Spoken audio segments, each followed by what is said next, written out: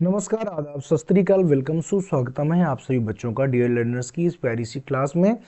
और आप पढ़ रहे हैं मेरे यानी शशांक तिवारी के साथ में सीडीपी की बहुत ही महत्वपूर्ण क्लास। जैसा कि मैंने देखा है कि एक परिपाटी सी मैं कहूँ, अगर कह दूँ कि बन के आ रही है तो कोई बहुत बड़ी बात नहीं है। टैग वर्ड बहुत ही इम्पोर्टेंट आजकल एक मुद्दा बन गया है टैग वर्ड। पहले हम लोग इसको इम्पोर्टेंट कह के पढ़ाया करते थे, या आप कह सकते हैं इम्पोर्टेंट के बारे में पढ़ाया करते थे। लेकिन आज की अगर हम बात करें प्यारे भैया, तो आज हर एक टीचर, हर एक शिक्षक ये पढ़ाना चाहता है, आप कह सकते हैं कि उसकी एक आवश्यकता बन गई है टैग वर्डों को पढ़ाना। और क्यों ना पढ़ाएं, पढ़ाना भी चाहिए, क्योंकि भैया हमारा उद्देश्य तो यही है कि आप अपनी परीक्षा में ज़्यादा से ज़्यादा अंक हासिल कर सकें, ज़्यादा से ज़्यादा सफल हो सकें। इससे ज़्यादा हमारे लिए और क्या ही हो सकता है। तो इसलिए सभी की श्रृंखला में मैंने भी कुछ आपके लिए बहुत ही स्पेशल टैग वर्ड जो कि सीडीपी से संबंधित है, क्योंकि आज तो हम सीडीपी की ही बात करेंगे। हो सकता है शाम को या कल आपको हिंदी पेडागोजी में समस्त के समस्त टैग वर्ड और उसमें बहुत सारी चीज़ें देखने के लिए मिलेगी। और उसके अगले दिन आप संस्कृत की पेडागोजी भी देखेंगे। आप पेडागोजी का मतलब है संस्कृत के टैग वर्ड की पेडागोजी को देखेंगे, टैग वर्ड का तरीका देखेंगे। ये मेरे कहने का मतलब है। आई होप आपको समझ में जरूर आया होगा। आप सभी बंधुओं का, सभी मित्रों का, सभी भाई बहनों का और सभी मेरे दोस्तों का स्वागत है आपके अपने प्लेटफॉर्म डियर लर्नर्स पर। और आप पढ़ेंगे मेरे साथ, यानी शशांक सर के साथ में, ये सीडीपी के टैग वर्ड की महत्वपूर्ण क्लास। प्यारे बच्चे, मेरी ऐसी इच्छा है कि आप इस क्लास को ज़्यादा से ज़्यादा देखें, क्योंकि ये आपके लिए अति महत्वपूर्ण होने वाली है, बहुत ज़्यादा आवश्यक है, बहुत ही ज़्यादा ज़रूरी है। क्लास बहुत बड़ी नहीं करूँगा, क्लास को छोटा करेंगे।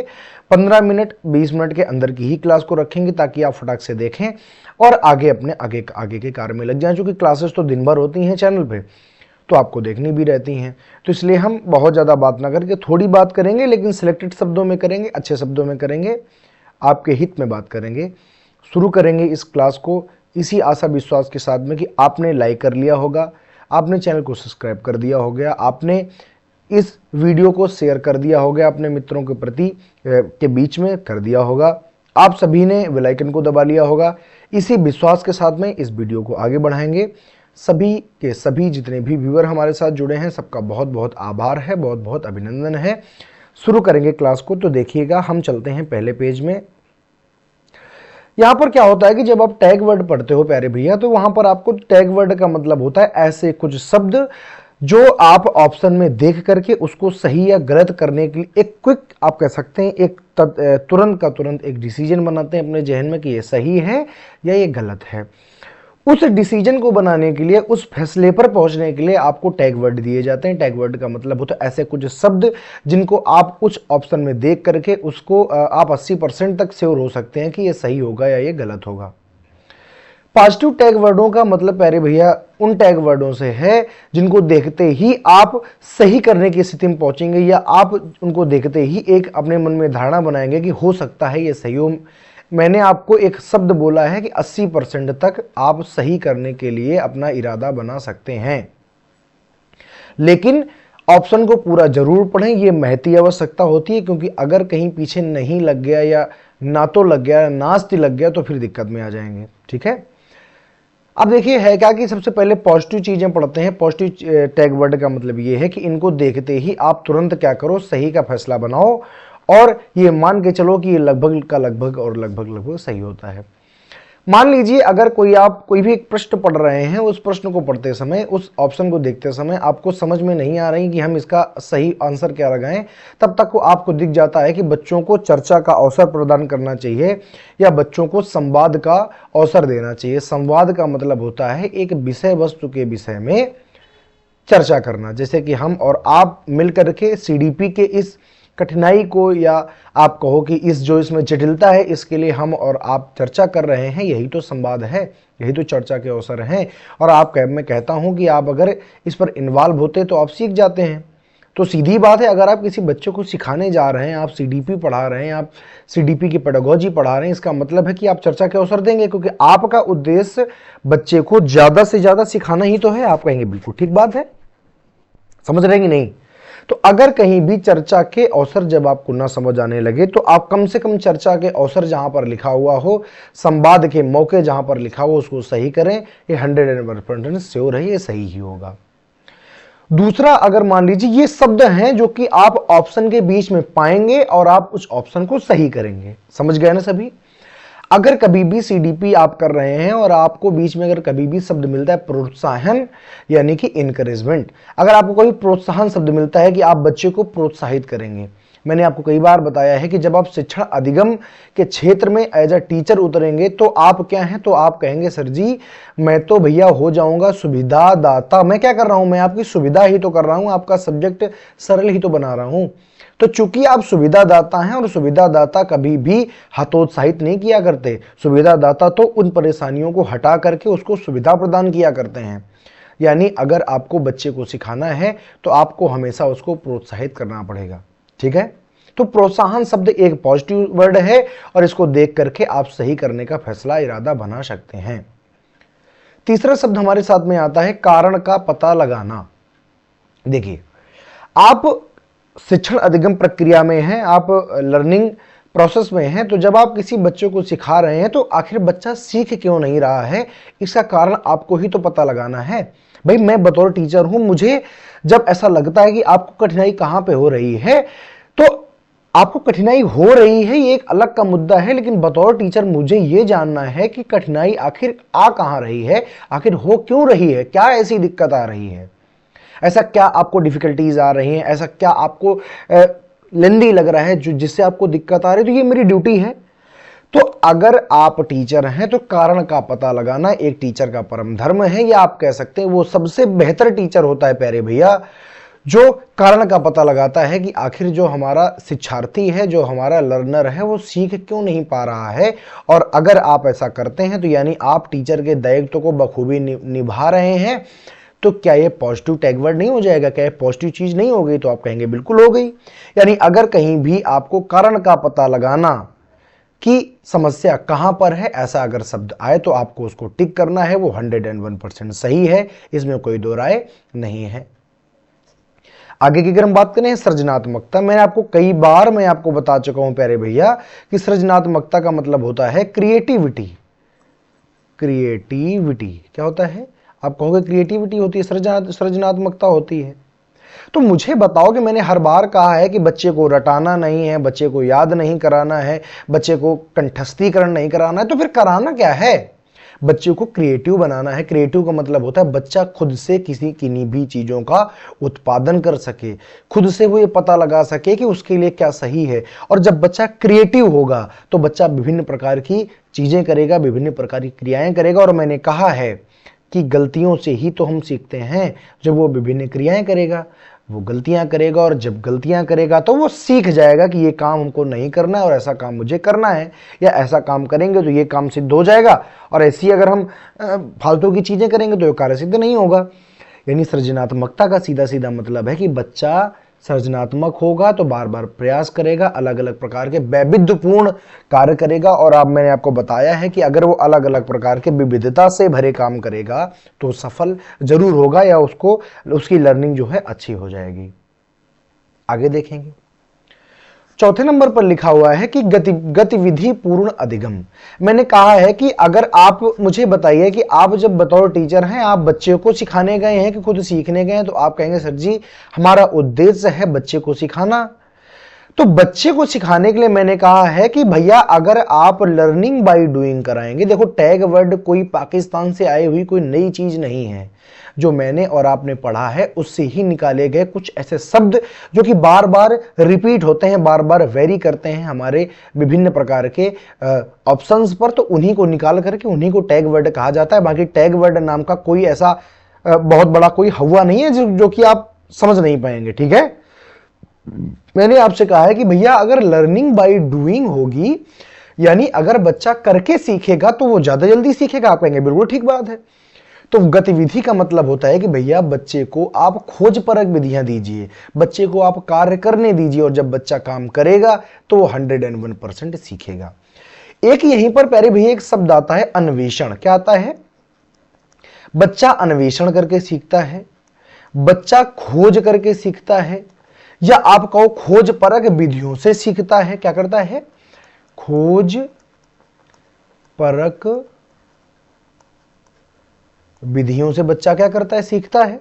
समझ रहे हो ना मेरी बात? तो बात तो ये वही हो गई ना कि बच्चा अपने मन से कर रहा है, बच्चा अन्वेषण कर रहा है, बच्चा खोज कर रहा है, यानी बच्चा गतिविधि कर रहा है, बच्चा सक्रिय है, बच्चा मोशन में है।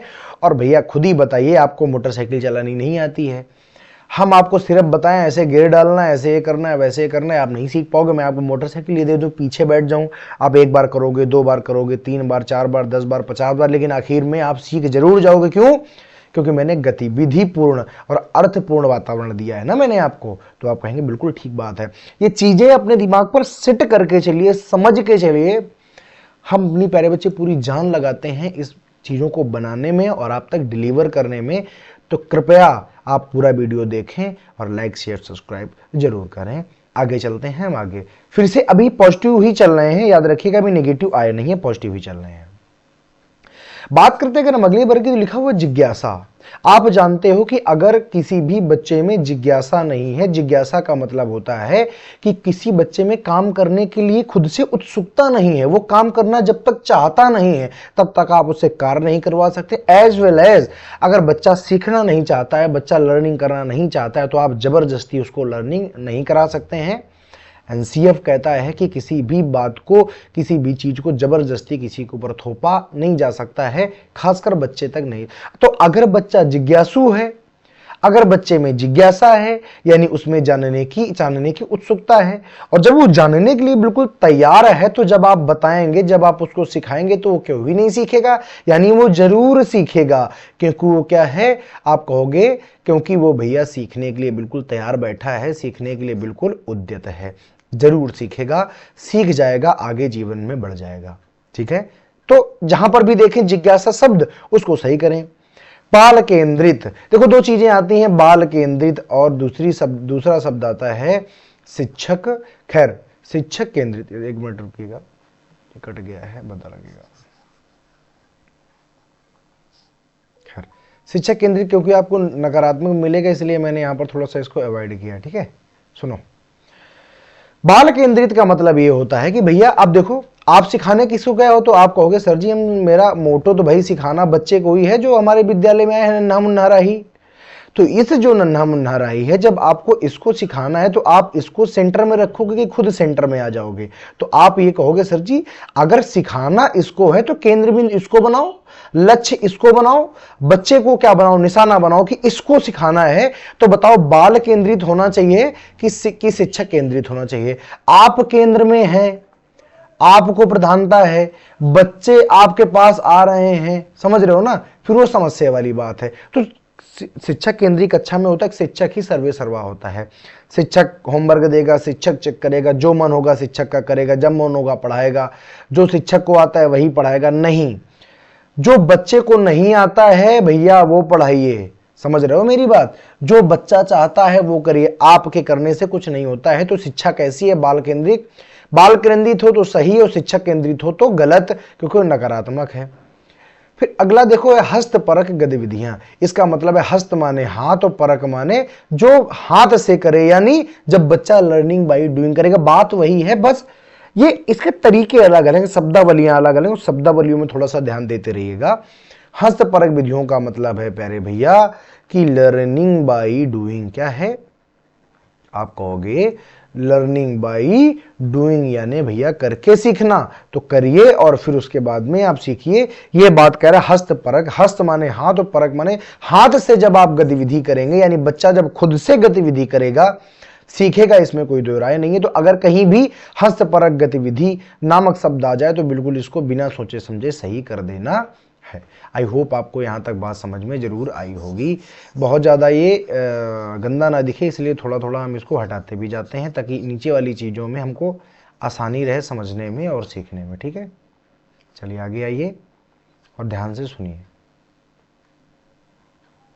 देखो, अगला जो लिखा हुआ है ये है गतिविधियां अधिगम का हिस्सा होती हैं। त्रुटियां अधिगम का हिस्सा होती हैं। मैंने अभी कभी क्या कहा था, मैंने कहा था अब बात बताइए कि भगवान ने जब हमको बनाया तो भगवान ने हमको कुछ सिखा के तो भेजा नहीं, सिर्फ इतना सिखा के भेजा कि भैया मलमूत्र त्याग कर लेना, भूख अगर भूख आए तो खा लेना, और अगर कोई मारे तो रो लेना। लेकिन हमको उन्होंने साइकिल चलाना तो सिखाया नहीं, उन्होंने हमको ABCD तो सिखाया नहीं। इसका मतलब ये है कि उन्होंने कहा कि भैया जाओ, और उन्होंने ये भी कहा कि भैया त्रुटियां किससे होंगी, जिनको आप कहते हैं गलतियां, गलतियां किससे होंगी, तो कहा जाएगा भैया गलतियां तो होंगी मनुष्य से। और जब मनुष्य से गलतियां होंगी तो गलतियां करके वो क्या करेगा, तो आप कहोगे गलतियां करके ही तो सीखेगा। भाई आप एक छोटा सा बच्चा है, बार बार आग के पास जाता है, आप उसको बार बार हटाते हैं, एक बार जाने दीजिए, बस सुपरविजन में लिखिए। एक बार अगर वो जल गया तो जीवन में कभी फिर दोबारा आग को छुएगा नहीं। क्यों? क्योंकि अब वो क्या हो गया, उसने गलती की और गलती में उसको क्या हुआ, बुरा अनुभव हुआ।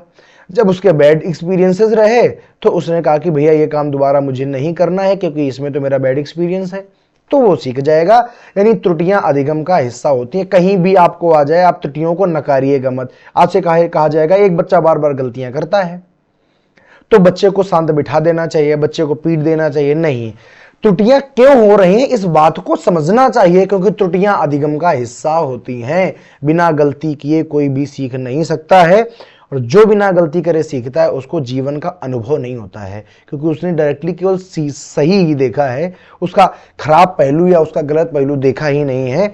तो ऐसा बच्चा असल जिंदगी से अनजान रहता है, जो उसकी डेली लाइफ है वो उसमें उन चीजों को रिलेट नहीं कर पाता है। ठीक है, तो ये पॉजिटिव है, क्योंकि त्रुटियां कैसी हैं, गलतियां कैसी हैं, अच्छी होती हैं, होनी चाहिए, क्योंकि इसी से आप सीखते हैं क्या नहीं करना है।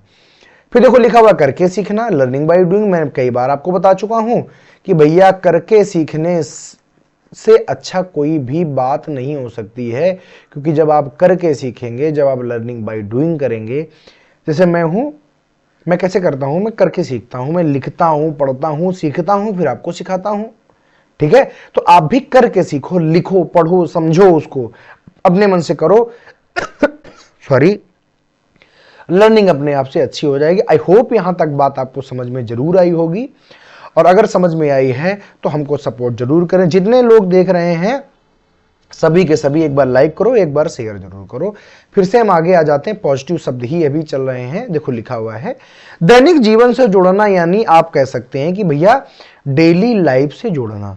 अब मुझे एक बात बताइए कि जैसे कि कोई भी एक नॉलेज है, कोई भी एक चीज है, जैसे कि मैं आपको पढ़ाना चाह रहा हूं इलेक्ट्रिसिटी कैसे काम करती। अगर मैंने आपको आपके घर में चलते हुए फैन का उदाहरण दिया, आपके घर में चलती हुई AC का उदाहरण दिया, तो आप ज्यादा रिलेट कर पाओगे कि बताओ मैं किसी हिंद महासागर में ऐसी कोई बात करूं, तब आप ज्यादा रिलेट करोगे। तो आप कहोगे सर जी, अगर आप या आप बतौर टीचर, जब आप अच्छे टीचर होंगे तो बतौर टीचर याद रखिएगा, जब भी कभी कोई चीज कठिन हो, उसको सरल करने के लिए उसका उदाहरण बच्चे की डेली लाइफ से जोड़िए, बच्चे की असल जिंदगी से जोड़िए। बच्चा 101% उसी समय सीख जाएगा, यानी लर्निंग बहुत ही तेज हो जाती है। इसीलिए कहा गया है कि जो अधिगम है उसको बच्चे के सामान्य जीवन से जोड़ना है, डेली लाइफ से जोड़ना। और डेली लाइफ से जोड़ते हो तो लर्निंग कैसी होती है, अच्छी होती है। और हमारा लक्ष्य तो ऑलरेडी सिखाना ही है ना। आप कहेंगे बिल्कुल ठीक बात है। बात आती है समावेशी शिक्षा। ये जो प्रश्न है ये मेरे हिसाब से हर हाल में एग्जाम में आना ही आना चाहिए। आज तक का ऐसा कभी एग्जाम नहीं हुआ है जब समावेशी शिक्षा यानी इंक्लूसिव एजुकेशन हमारे पाठ्यक्रम में ना आया हो, हमारे पेपर में ना पूछेगा। और एक एक नहीं, दो दो तीन तीन प्रश्न भी पूछे जाते हैं इससे। समावेशी शिक्षा क्या होती है, मैं आपको रेड के बार बार बताता हूं कि प्यारे भैया, बच्चा चाहे लंगड़ा हो, चाहे बहरा हो, चाहे जैसा हो, मतलब फिजिकली चैलेंज्ड हो, मेंटली चैलेंज्ड हो, कुछ भी हो, बच्चे बच्चे होते हैं, बच्चे भगवान का अवतार होते हैं। और जैसे आप भगवान को नकार नहीं सकते हो, वैसे ही बच्चे को आप नेग्लेक्ट नहीं कर सकते हो। चाहे जैसा बच्चा हो, सभी बच्चों को एक ही कक्षा में बिठाना, सभी को सामान्य कक्ष में बिठाना, सामान्य कक्षा में बिठाकर ज्ञान देना ही क्या है। तो आप कहोगे यही तो इंक्लूसिव एजुकेशन है, यही तो समावेशन। समावेश का मतलब क्या होता है, शामिल करना। तो सभी को सामान्य कक्षा में शामिल करके पढ़ाना ही क्या है। तो अगर कहीं भी आपको समावेशी शब्द मिल जाए, इंक्लूसिव एजुकेशन, समावेशन, समावेशी, समावेशिकता, कुछ भी मिल जाए बिल्कुल सही है, कभी भी गलत मत करिएगा, ठीक है। बाकी पूरा ऑप्शन पढ़ना जरूर। आगे आ जाओ। विभिन्न संदर्भों में भाषा का प्रयोग, बिल्कुल सही बात है। अगर आप भाषा को बहुत अच्छा बनाना चाहते हैं, अगर आप चाहते हैं कि जो मैं पढ़ रहा हूं वो बहुत अच्छा हो जाए, उसको 4-5 प्रकार से पढ़िए, विभिन्न संदर्भों में पढ़िए, गुजराती में पढ़िए, मराठी में पढ़िए, अलग अलग परिस्थितियों में पढ़िए, अलग अलग कंडीशंस में पढ़िए, तो आपको समझ में आएगा कि भैया इसमें तो याद रखिएगा, अगर कोई भी चीज है, अगर आप विभिन्न संदर्भों में उसका प्रयोग कर रहे हो, अलग अलग कंडीशंस के ऊपर उसको ढाल रहे हो, तो ये बिल्कुल सही चीज होती है और ऐसा ऑप्शन है तो आपको सही करना है, ठीक है। पॉजिटिव टैग वर्ड का मतलब होता है ये अगर शब्द आपको आपके ऑप्शन पर दिखाई पड़े तो आपको सही कर देना है, अगर आपको कुछ भी समझ में ना आए। और अगर आपको समझ में आता है फिर तो इनकी कोई जरूरत ही नहीं है। फिर भी आगे आ जाओ। दृश्य श्रव्य सामग्री, बिल्कुल ठीक बात है भाई। आज का जो दैनिक जीवन है वो यूट्यूब पर है, गाना ऐप पर है, कुल मिलाकर दृश्य श्रव्य साधनों से इर्द गिर्द घिरा हुआ है। तो अगर कोई भी भैया टीचर है, अगर वो दृश्य श्रव्य सामग्री का प्रयोग करके अगर अपने बच्चों को सिखा रहा है, अपने शिक्षार्थियों को सिखा रहा है, तो बड़ी अच्छी बात है, क्योंकि आज का ट्रेंड ही यही है, आज का तो समय ही यही है ना कि हम ऑनलाइन क्लासेस ज्वाइन करते हैं, हम ऑडियो बुक्स सुनते हैं और इनसे हमारा समय भी बचता है और साथ के साथ हमारी लर्निंग भी बहुत बेहतर होती है। तो बड़ी अच्छी बात है, तो इसमें कोई दिक्कत वाली बात नहीं। तो अगर कभी आपको आ जाए कि दृश्य श्रव्य सामग्री, तो बिल्कुल सही करेंगे। फिर है विविध गतिविधियां, याद रखना हमेशा विविधता और विभिन्नता को सही ही करना है, क्योंकि जब हमारी संस्कृति खुद कहती है कि भिन्नता में एकता है, हमारे देश में विविधता है, तो हम कौन होते हैं उसको गलत ठहराने वाले, जो कि हमारे देश की संस्कृति ने ऐसा कहा है। याद रखिएगा, सीडीपी को पढ़ते समय, किसी प्रकार की पेडागोजी करते समय, जो विविध शब्द है, वैरायटी शब्द है, उसको कभी भी गलत नहीं करना है। ये बात आप अपने दिमाग में रख लीजिए। बच्चा विविध का मतलब होता है जितनी ज्यादा से ज्यादा, और बच्चा जितनी ज्यादा से ज्यादा गतिविधियां करेगा उतना ज्यादा से ज्यादा सीखेगा, और अल्टीमेटली हमारा लक्ष्य बच्चे को सिखाने है, क्योंकि हम चाइल्ड डेवलपमेंट एंड पेडागोजी पढ़ रहे हैं, और पेडागोजी का मतलब होता है शिक्षण शास्त्र, और शिक्षण शास्त्र का मतलब होता है सिखाना। हमारा उद्देश्य है इन केन प्रकार किसी भी तरह से सिखाना बच्चे को, और सिखाने के लिए हमको चाहे कुछ भी करना पड़े तो विविधपूर्ण वातावरण भैया उसको दीजिए ताकि वो सीखे। मतलब विविधता जो होती है वो विभिन्नता सही शब्द है। फिर से हमारे पास में पॉजिटिव शब्द हैं, ये क्या है? सक्रिय सहभागिता, यानी मैंने कहा नहीं था कि बच्चे को क्या करो कि उसको बिल्कुल हमेशा मोशन में रखो। यानी कोई भी आप काम कर रहे हो, जैसे कि मान लो आपने पाठ पढ़ाना शुरू किया, तो बीच बीच में ये चेक करते रहो बच्चे कहीं निष्क्रिय तो नहीं हो गए हैं, यानी वो कैसा एक्टिव होने चाहिए, एक्टिव पार्टिसिपेंट होने चाहिए। और अगर कोई एक्टिव पार्टिसिपेंट है तो सीखने की दर बहुत ज़्यादा बढ़ जाती है। भाई जैसे आप पाठ पढ़ा रहे हैं, बच्चा बिल्कुल एक्टिव, आपने पूछा कि इसका बताओ वर्ड मीनिंग, बच्चे ने तुरंत बता दिया, यानी बच्चा एक्टिव है। और अगर बच्चा एक्टिव है तो उसको समझ में जरूर आएगा। अगर एक्टिव नहीं है तो ऐसे तरीके अपनाओ कि बच्चा एक्टिव रहे, कुछ उसको कहानी फॉर्म में बदलो, मतलब कुछ ऐसा तो आपको करना ही पड़ेगा जिससे कि आप बच्चे पर प्रभाव डाल पाएं और बच्चे को सिखा पाएं। बात आती है अगर बहुभाषिकता की, मैंने कहा था जो मल्टीलिंगुअलिज्म होता है, जो बहुभाषिकता होती है, ये क्या होती है? आप कहोगे क्लास में एक संसाधन के रूप में प्रयोग होती है। इसको समस्या मत मानिए, क्योंकि एक क्लास आपके पास में है, उसमें विभिन्न प्रकार की संस्कृतियों से जब बच्चे आएंगे तो हर बच्चा अपनी भाषा को लेकर के आएगा, अपनी संस्कृति को लेकर अपने घर से आएगा, और जब आप उसको एक क्लास में सभी को बिठाएंगे तो एक दूसरे से आदान प्रदान होगा, तो देश जो है वो एकता के सूत्र में तो बंधेगा ही बंधेगा, साथ के साथ आपका जो उद्देश्य है वो भी पूरा होगा। तो बड़ी पॉजिटिव बात होती है, इसको हमेशा सही करना है। व्यक्तिगत विभिन्नताएं, मैंने कई बार बताया है कि इनको कहा जाता है इंडिविजुअल डिफरेंसेस। पूरा मैं नहीं लिखूंगा, इंडिविजुअल डिफरेंसेस। इंडिविजुअल डिफरेंसेस क्या होते हैं? मैंने कहा था कि हर व्यक्ति में सीखने, समझने, बोलने या काम करने, खाने पीने, इवन देन हर चीज करने की अलग अलग विशेषताएं होती हैं। व्यक्ति समझता अलग प्रकार से है, व्यक्ति की सोच अलग प्रकार से होती है, व्यक्ति के काम करने का तरीका अलग प्रकार से होता है। तो जब यही जो विभिन्नताएं हैं, इसी को कहते हैं व्यक्तिगत विभिन्नताएं, यानी प्रति व्यक्ति जो एक दूसरे से अलग होता है वो इन्हीं के कारण होता है। और ये बड़ी बढ़िया सी बात है, व्यक्तिगत विभिन्नताएं 101%। 2 क्वेश्चन आपके सीटेट के एग्जाम में आएंगे, मैं लिख के दे रहा हूं, नोट कर लीजिए कि व्यक्तिगत विभिन्नताओं से प्रश्न आएंगे, ठीक है। लोकतांत्रिक और प्रजातांत्रिक वातावरण, इससे अच्छी बात कुछ हो नहीं सकती है, क्योंकि लोकतांत्रिक का मतलब होता है जैसे हमारे यहाँ लोकतंत्र है तो जनता राजा चुनती है, ऐसे जब क्लास लोकतांत्रिक होती है बच्चा फ्री है अपने अपने क्लास टीचर या अपने जो भी पढ़ा रहा है उसे प्रश्न पूछने के लिए, उस पर किसी भी विषय को लेकर चर्चा करने से। और जब बच्चे चर्चा करेंगे, जब बच्चे प्रश्न पूछेंगे, जब बच्चे एक्टिव रहेंगे, तभी तो आप क्या कह सकते हैं कि एक अच्छी लर्निंग करवा सकते हैं। और लोकतांत्रिक वातावरण का मतलब होता है क्लास का वातावरण ऐसा रखो कि प्रति व्यक्ति उस पर शामिल हो सके। जैसे चुनाव में प्रति व्यक्ति शामिल होता है, ऐसे प्रति बच्चा प्रश्न पूछ सके, अपने क्वेरी को सॉल्व कर सके। और यदि आप ऐसा वातावरण देते हैं तो ये बड़ा पॉजिटिव साइन है। और याद रखिएगा, इसको आपको सही करना है। निगेटिव में आ जाओ। निगेटिव शब्द में अगर कहीं भी आपको प्रश्न के बीच में केवल, मात्र या ही लिखा मिल जाए कि केवल लड़कियां ही एक काम कर सकती हैं, गलत, मात्र इन्होंने ही, तो बस ये तीनों शब्द जहां भी मिल जाए उसको तुरंत पहले गलत कर देना, यानी निगेटिव है, उसको सही नहीं करना है। प्रोत्साहन बहुत अच्छी चीज, हतोत्साहित नहीं करना है, बच्चे से नहीं कहना है कि आपसे नहीं हो पाएगा, हो पाए ना हो पाए, आप कोई नहीं होते हैं उसको ये बताने वाले कि बच्चे आपसे नहीं हो पा रहा है।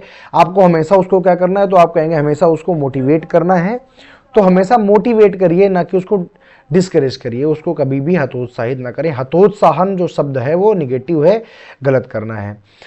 कठोर जो शब्द होता है वो बिल्कुल निगेटिव होता है। और सजा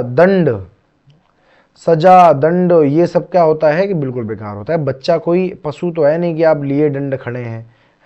बच्चा नहीं सीख रहा तो उसके कारण का निवारण करने की कोशिश करिए, उसको दंडित मत करिए। तो जो कठोर शब्द है नकारात्मक शब्द है, सजा शब्द नकारात्मक है, दंड नकारात्मक है, इवन देन जो पुरस्कार भी है वो भी नकारात्मक है जब ये ज्यादा दिया जाए। ठीक है, बार बार पुरस्कार देना कैसा होता है, नकारात्मक होता है, और ऐसे शब्दों को आप गलत कर देंगे। आई होप आपको समझ में आ रहा होगा।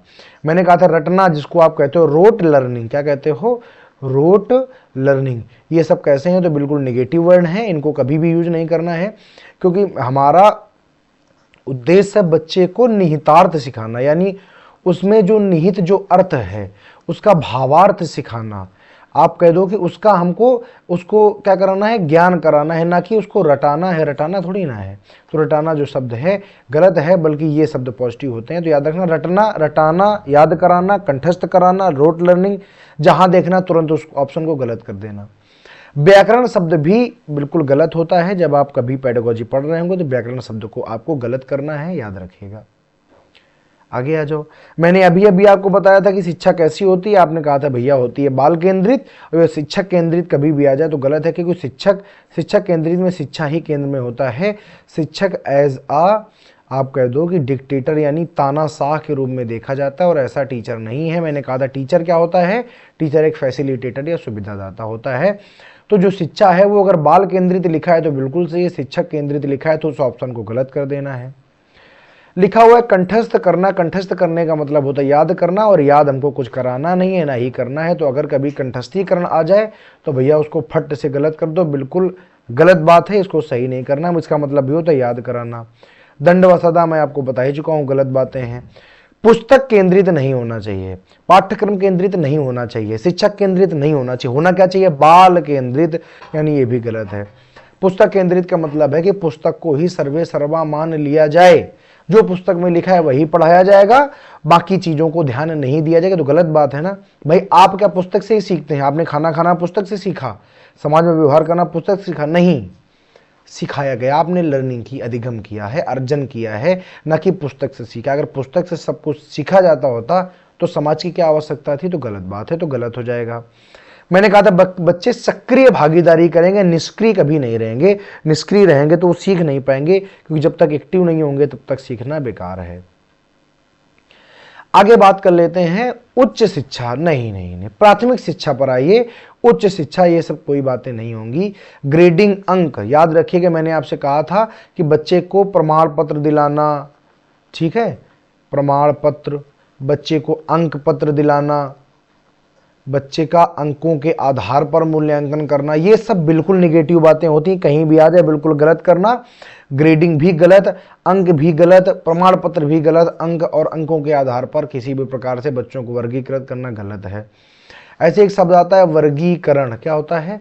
वर्गीकरण। ये भी शब्द बिल्कुल गलत होता है, कभी भी बच्चे को बांटा नहीं जाता है।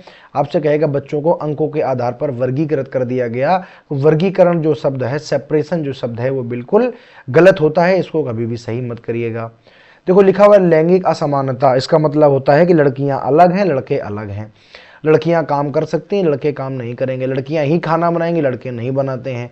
यह लैंगिक असमानता यानी जेंडर डिसइक्वालिटी है, तो इसको भी आपको कभी भी सही नहीं करना है। व्याख्या करना या व्याख्यान देना यानी लेक्चर मेथड का प्रयोग कभी भी नहीं करना होता है, बल्कि सही क्या होता है, तो आप कहेंगे sir ji learning by doing सही होता है। तो ये कुछ शब्द थे जो नकारात्मक शब्द थे, इनको आपको कभी भी सही नहीं करना है। आई होप आपको टैग वर्डों का अगर ये वीडियो पसंद आया है, अगर आज ये वीडियो पढ़ने के बाद में आप 100 लाइक इसमें कर देते हैं, तो जो अगला वीडियो होगा वो हम जल्दी से जल्द कल ही सुबह पोस्ट कर देंगे, आपके शेड्यूल में पोस्ट कर देंगे। तो कृपया सभी के सभी ध्यान से देखें और 100 लाइक जैसे ही हो जाते हैं, अगर आज आप कर देते हैं तो कल हम ये वीडियो जरूर शेड्यूल कर देंगे।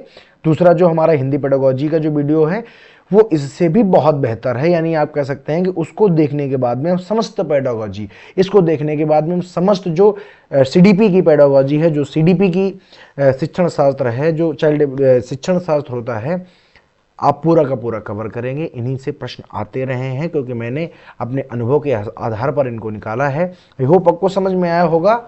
देखते रहें, स्वस्थ रहें, मस्त रहें, पढ़ते रहें और अपनों और सभी का ख्याल रखें। जय हिंद, नमस्कार।